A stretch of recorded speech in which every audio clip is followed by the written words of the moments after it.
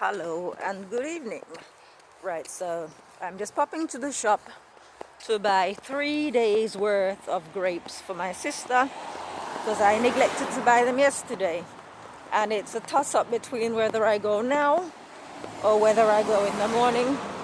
And I just might not fancy going through in the morning because I'm planning to do an all-nighter. Because I slept for a couple of hours, woke up at I think it was maybe 6:30 this evening, and I'm on a roll kind of thing, so I like to use my energy wisely. So I'll go now instead of having to disrupt my morning to go. Anyway, so this video is going to be brief because I'm just going very local.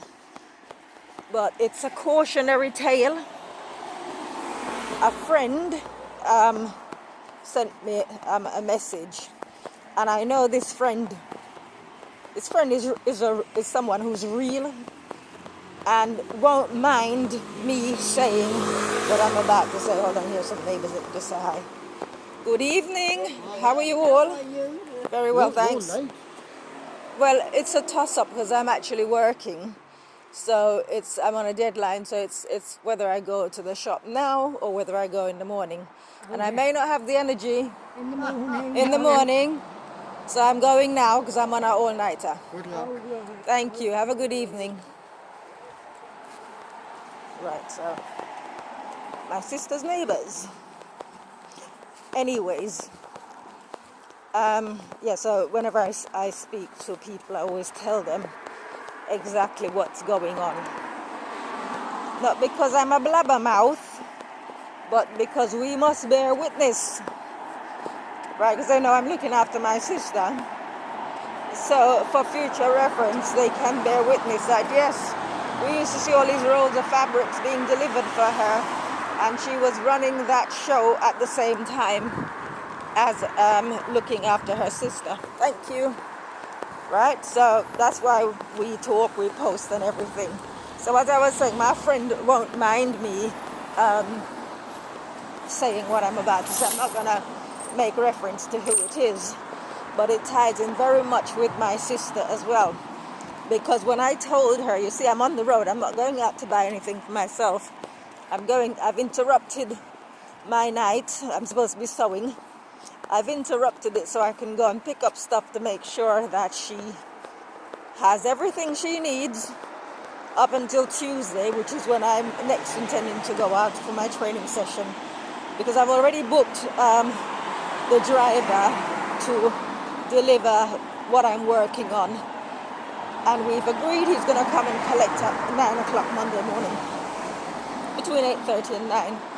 So I'm taking care of my end.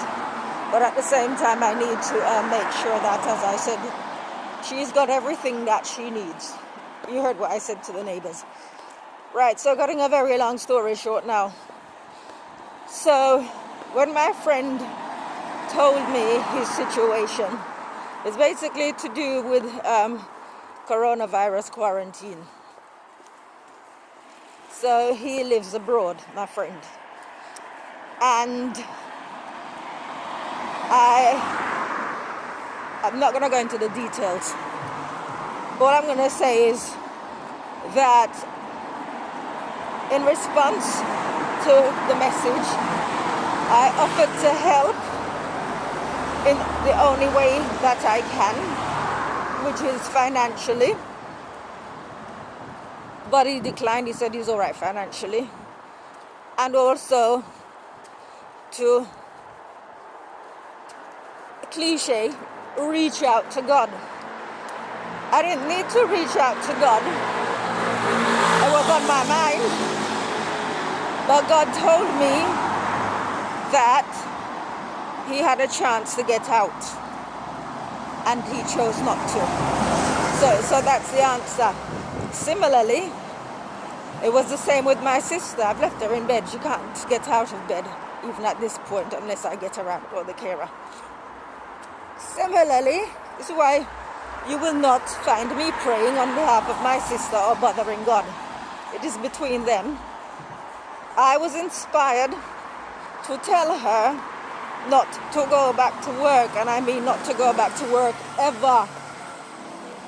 But, as I've said many times, she chose to go against her own word at the time when she wasn't well, those first 6 weeks.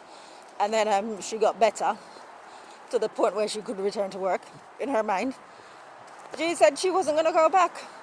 But as soon as she was better, that's what she did. She went back. So you see, I always point out that we cannot ask God to do anything for us if we were in a position to do it for ourselves. Right, you can look at my face. I'm out here and I've got I've been doing a facial from the moment I got up this morning, which was early, like 7 o'clock or whatever. I've got pseudo cream and castor oil on my face. But I am not proud, so I come out on the road anyhow I need to when I need to. I cannot go to God and say to me, make my skin perfect, if I don't put into practice the things that He inspires me to do. I can't ask Him for anything.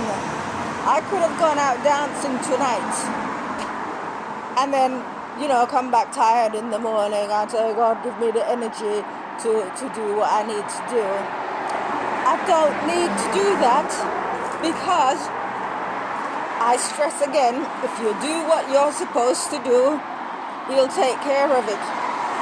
So that was the answer. I didn't even get to the point of saying, God, what can you do for my friend? Before I even got to that point, He pointed out to me that he had the opportunity to get out and he chose not to. And that's the end of that. So my next communication, because he can't get on Facebook at the moment because he specifically said he's unable to read my messages, my posts.